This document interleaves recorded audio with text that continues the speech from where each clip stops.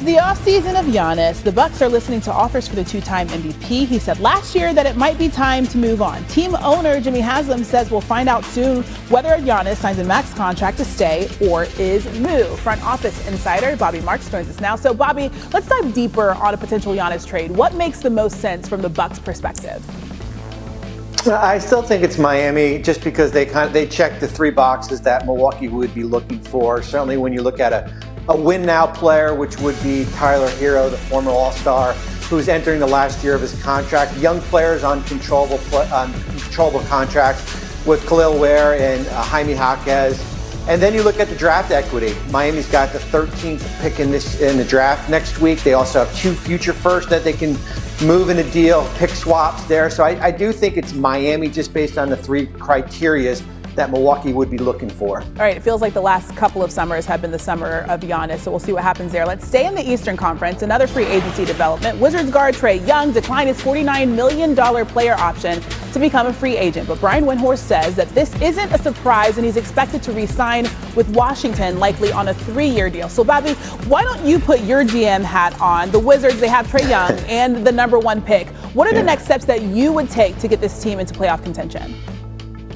Well, you're right. I mean, it's going to start next Tuesday night when they have the number 1 pick in the draft, and they're going to be staring down at either AJ DeBonso or Darren Peterson or potentially Cameron Boozer. And the player that we haven't talked about much is Anthony Davis, who's extension eligible in August here. I think for me, it's really not what else they can add. It's about learning how to win games. Right? This is a Wizards team that's been in the bottom of the standings. Now you add Davis, Young, and the number 1 pick here, and that's going to be the true point as far as the ability to string games, get rid of those losing habits they've had over the last few years. Yeah, Trae Young says he thinks that they can be the number 1 team in the East, but they have to beat the Knicks to do that. So let's go to the champs. Knicks owner James Dolan said Wednesday he will not allow his team to go into the second apron ahead of next season. The second apron means that teams are very limited on what they can do in free agency.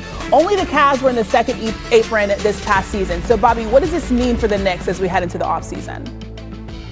Yeah, I don't know if I'm ready to go there, and believe, I don't want to say not believe James Dolan here, but I think when we go through the next week here, I wouldn't be surprised if Mitchell Robinson and Landry Shamet are on the Knicks roster, because the second apron restricts you from adding from the outside, from other players from other teams in a trade or free agency. It does not restrict you from retaining your own free agents, and Shamet, Robinson, and Jose Alvarado's got a player option. Those are your priorities as far as to be able to retain. Yes, you will exceed it, but there's no restriction on the ability to re-sign those. And the biggest exception, of course, being Luka Doncic. Who better to help us parse through all of this than our own Dave McMiniman and Ramona Shelburne, our senior writers. So Dave, you released a story today on espn.com. I woke up early enough to read it, actually, for my radio show this morning. It was our whole show, basically. So thank you for producing my show today. Biggest questions here for the Lakers offseason. So let's start right there. What's the approach LA's taken this summer? Well, we'll have to see, right? So let's start with the Luka Doncic part. Luka, the good news is that he is fully healthy. I'm told he's a full go. He's able to do full basketball activities. He's been cleared since May 28th. Now, that's about 2 weeks after the playoffs ended for the Lakers, so it wasn't like he had any chance of returning against the Thunder, but he should be able to come in fully healthy for his second full season with the Lakers. Now, since he was traded from the Mavericks to the Lakers, I had a source tell me close to Doncic that they've been wants to be a part of a championship team. Yesterday, ever since the trade, they always told us summer of 2026 will show you in the summer of 26. So here we are, so excited that the summer of 26 is here. In a way, that's putting the pressure solely on the Lakers front office. We're going to do our part. We were the leading scorer in the NBA this year. We were the MVP of the league. We're going to be fully healthy coming into next year. Now, give me a roster that I can win a championship with. All right. Interestingly enough, let's bring in Bobby now to this conversation. So, Bobby, it sounds like there's a lot Luka's expecting here, based on Dave's reporting here. So, how can LA kind of pull this all off, especially with the possibility of LeBron still joining the team as well? I think, George, there's probably 2 different ways that you can look at it. Whether the Lakers want to act as a cap space team and Where does the number look like after LeBron signs? We're projecting them roughly around $50 million. So let's say if he signs for 30, that doesn't really get you much in free agency. $20 million in cap space, certainly in this market of, centers that, contain the two of the best centers are restricted in Jalen Duren and Walker Kessler here.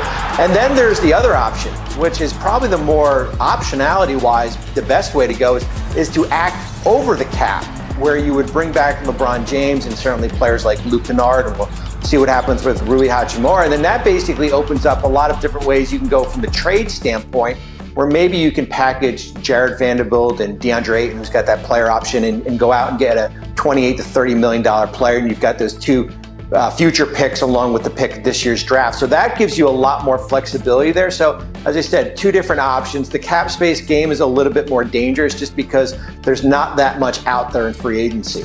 Ramona? Yeah, there's not that much out there in free agency, and the two guys that you'd probably want are restricted free agents, and that's really dangerous, right? Jalen Duren and Walker Kessler. Yeah. A-list centers, as Dave reported centers, today. Okay. Yes. All right. Well, they're restricted. So what does that mean? It means you sign them to an offer sheet, and somebody can match that. Well, and they've Their got team 48 can match hours it. where their money's tied up, too. Tied up. So you could wait, and you could sign them to an offer sheet, and then their current team could match it, and then you got nobody. Right. And the other centers are off the board. And so I think, as Bobby mentioned, the most likely thing is that you either do a sign and trade for one of those guys, or you do a trade for another center into your cap space. And every conversation I had with the Lakers, I felt like the option of using the cap space for a trade is very much in play, because there's a lot of centers out there that they've been scouting all year long. Now, the sign and trade part of it, can we bring Bobby back here? The sign and trade part of that, how does that potentially make things either more difficult potentially for them? Where are they capped at that point, if that happens?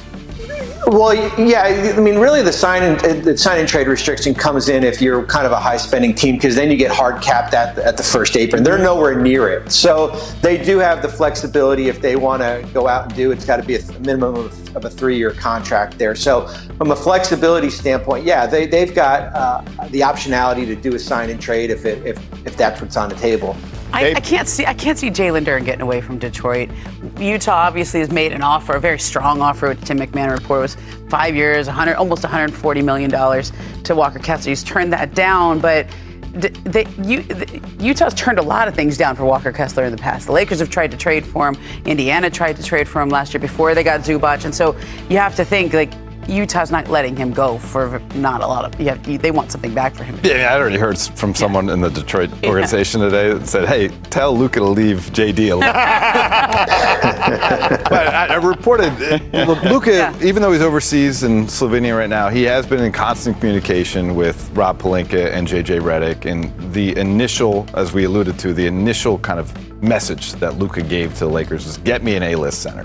And we'll see who fits that bill. Those are the two top restricted free agents we're talking about, Walker Kessler and certainly Jalen Duren, an all-star who had the best year of his career. But if that's not possible, where do you look to? What becomes A-list? Are you also saying dominating is not A-list? Well, I would say that based on my reporting, if Luka's still asking for an A-list center, that kind of says everything. It says that he's not asking for the guy that was the center. Yeah, who knows? I mean, we saw Time Lord on there. We saw Mitchell Robinson on there. Who knows what'll end up happening? Dave, excellent reporting as always, man. Thanks for the time. All right, let's bring back Sean here. So, Sean, the Lakers have the